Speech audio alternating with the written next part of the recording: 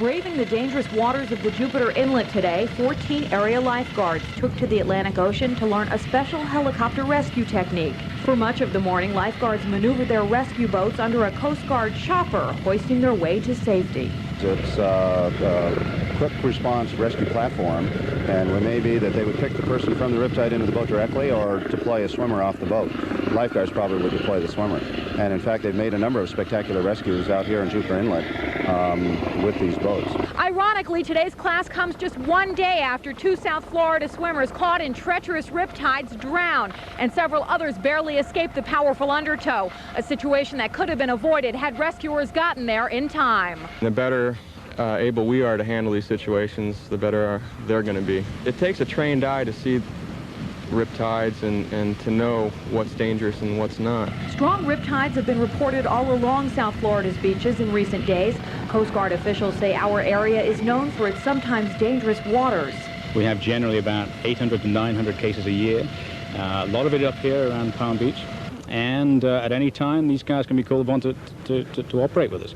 Rescue personnel say the better they learn to work together, the safer you'll be next time you go swimming in the ocean. In Jupiter, Lynn Gordon, News Center 25. The 3-year-old girl was allegedly shot late this afternoon by a 12-year-old boy armed with a rifle. But that rifle's bullet was meant for someone else. News Center 25's Clara Wilkerson was there. She was young, black, and innocent, and now 3-year-old Shatika Miller is dead. I know, I understand. Get out of these newspapers!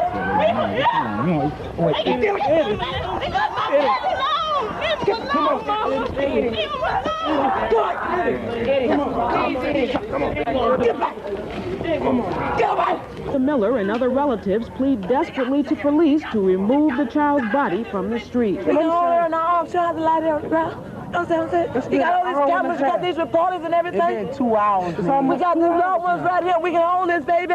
The shooting took place at 4 o'clock this afternoon in the 400 block of Lilac in West Palm Beach. 2 boys, aged 13 and 12, involved in a dispute. One boy returns with a rifle to shoot the other boy. He misses and instead fatally shoots a 3-year-old girl standing close by, Shatika. The little girl's father says the boy who killed his daughter deserves to die. Kill him.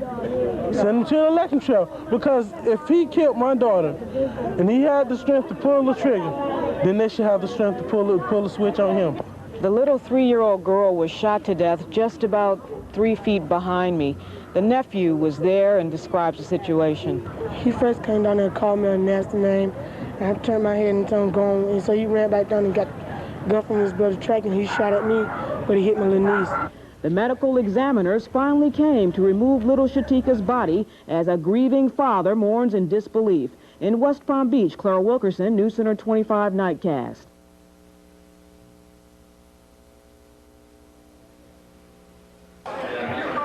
It's ridiculous. Why can't they just leave us alone? Get what's bigger and better in life. For every suspected prostitute you see here, police claim there may be 100 more in Palm Beach County. An already massive call girl population keeps getting bigger, and authorities know why. The prostitution problem is so interrelated with the crack problem that we're seeing more and more girls out here on the street.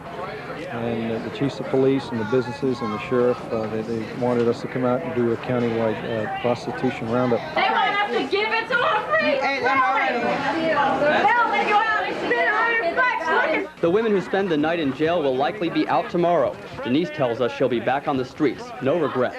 Why is it illegal to sell something that's perfectly legal to give away? Can anybody tell me? Huh? But they're not giving it away. Agents say the women make that obvious on the street corners. This undercover agent has no difficulty spotting a prostitute and making an arrest. A lot of the times they'll be standing on the street corner on the sidewalk, they'll flag you down, or they'll grab a part of their body, you know, to indicate that they're out there for prostitution. You'll either turn down the side street or slow your car down. Most of the time they run up to your door and they just jump right in.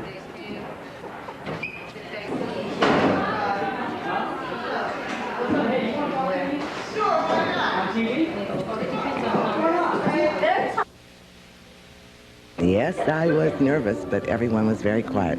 Nada Smith was one of 32 passengers on board a United Airlines jet this morning, Flight 807 out of Palm Beach International Airport.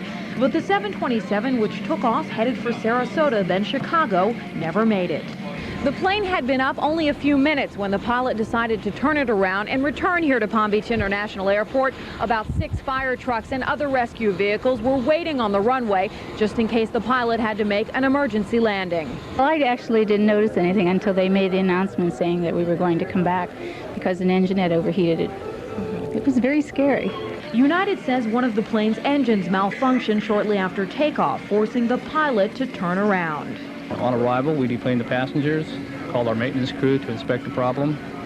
Maintenance crew determined that there was a definite problem with the aircraft. It had to do with small holes on in one of the engines. Well, after we were airborne for about 10 or 15 minutes, they came out and made an announcement that one of the engines was out and that we were going to be heading back to West Palm Beach. There was some concern. The pilot was very reassuring, and he told us that it was a light load and there should be no problems.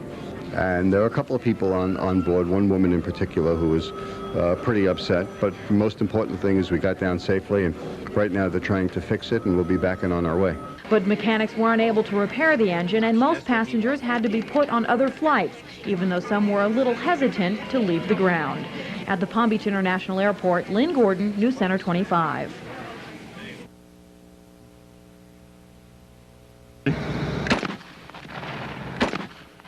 That's an assault weapon, the same type banned from other countries. Semi-automatic, keep pulling the trigger, and the bullets keep coming.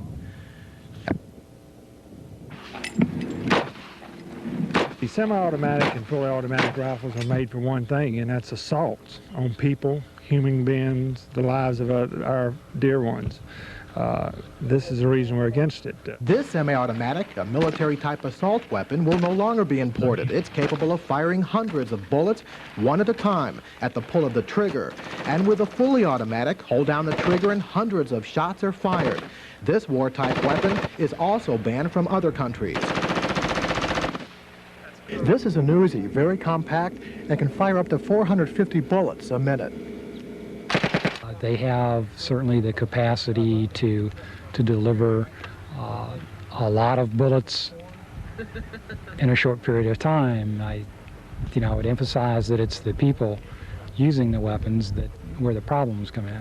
And those who collect guns as a hobby and shoot them for sport say the import ban is ridiculous. If they're going to ban the import of them, it's a tokenism. It's a token gesture, because there are certain many assault-type weapons that are made right here in the United States that will still be available on the market. While Bob Coy believes the import ban of assault weapons is foolish, others think it's a move that should have come a long time ago. Okay, In Stewart, Dave Bloom, News Center 25.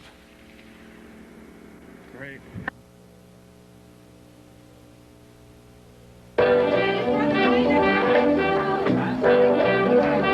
Does that music get your toes tapping?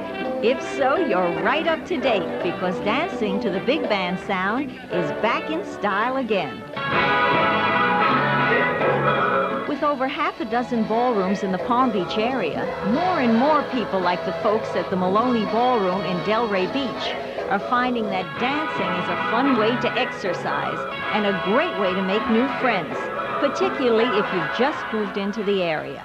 Dancing has changed our life by getting us out more socially and meeting lots of new friends and staying physically in shape. You don't have to stay home if you don't have a partner. Michael Vicitti doesn't. It's a real asset in the single world. And since I've been dancing, I've lost a lot of my inhibitions, and I've met a lot of women. Nancy and Joe Indovino say now that they're dancing, they don't stay home anymore. Don't be a potato couch. Get out and dance. It's great exercise. And what's nicer than gliding through the floor and gliding through life dancing? So don't worry if your samba's a little shaky. Just step onto the dance floor and let yourself go. This is Judith Levy for News Center 25.